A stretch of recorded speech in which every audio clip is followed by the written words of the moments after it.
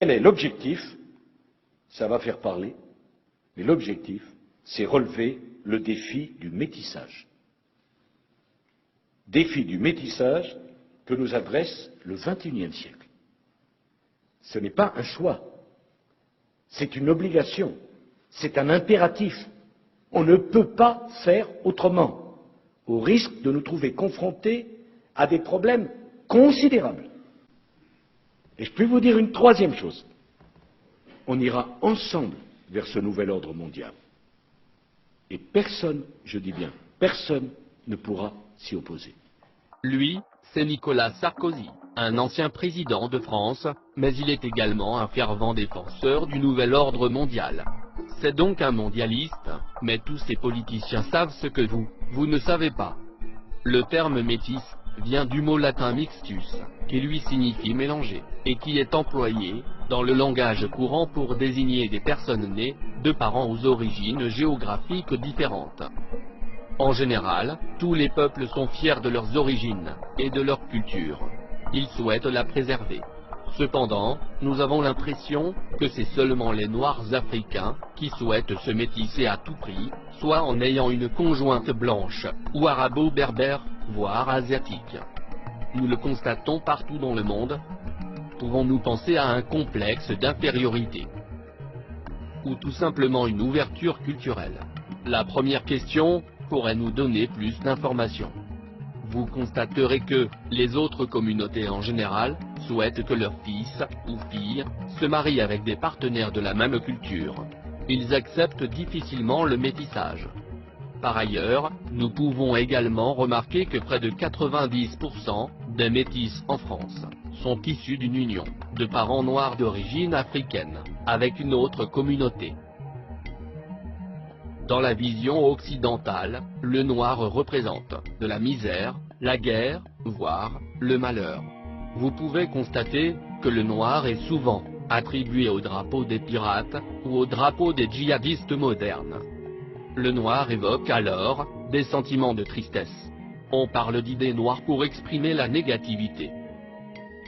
C'est normal, pour un égaré, dans l'obscurité, il ne voit absolument rien du tout. L'inconnu, le caché, quelque chose d'occulte, ainsi de suite, représente la peur. La peur elle-même est associée au noir. Nous disons, j'ai eu une peur noire, parce que j'ai été effrayé de quelque chose de malsain. Et le noir a toujours été l'opposé du blanc généralement, considéré comme le bien, la pureté, la paix, le salut et j'en passe.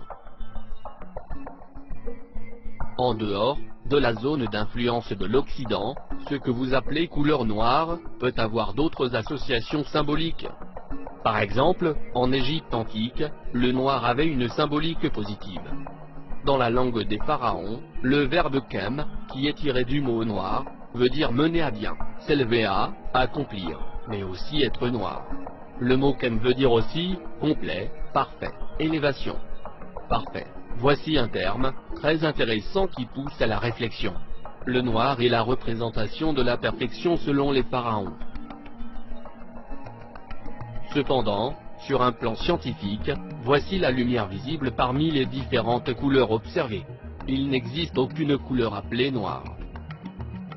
Pourtant, vous voyez ce que vous appelez noir, en infrarouge ou en ultraviolet.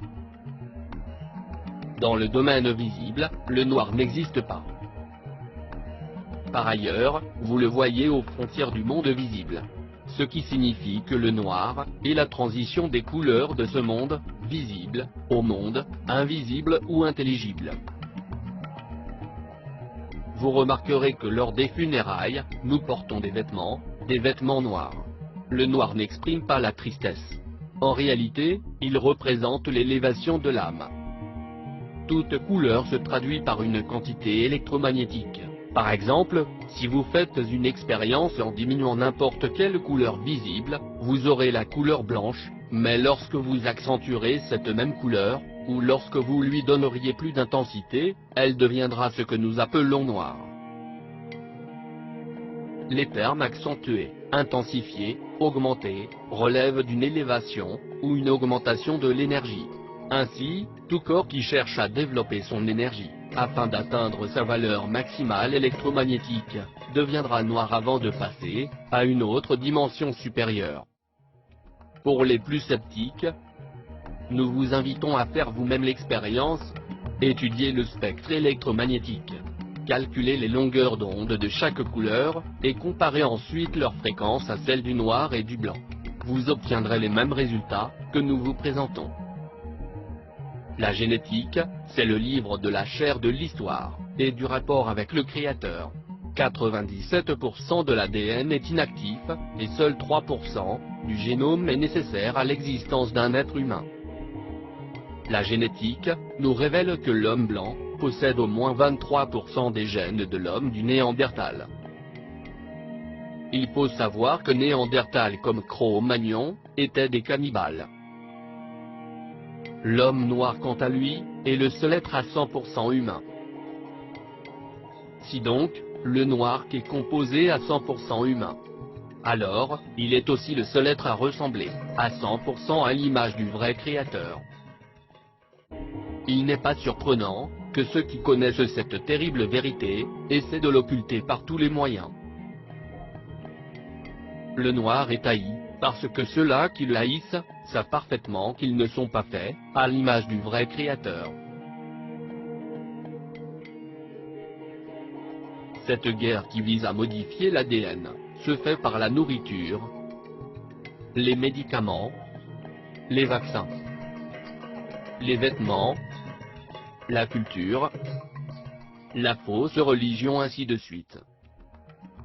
De tout temps, les Africains éclairés savaient parfaitement que lorsque vous voulez détruire un pays, vous n'avez pas besoin de faire des guerres sanglantes. Il vous suffit de détruire son système éducatif et d'y généraliser la corruption. Celui qui contrôle l'enseignement d'un pays, pendant une seule génération, peut déterminer l'avenir du pays pour au moins des décennies. Ceux-là qui doutent de ce que nous disons ici, n'ont qu'à observer la période de la colonisation arabo-musulmane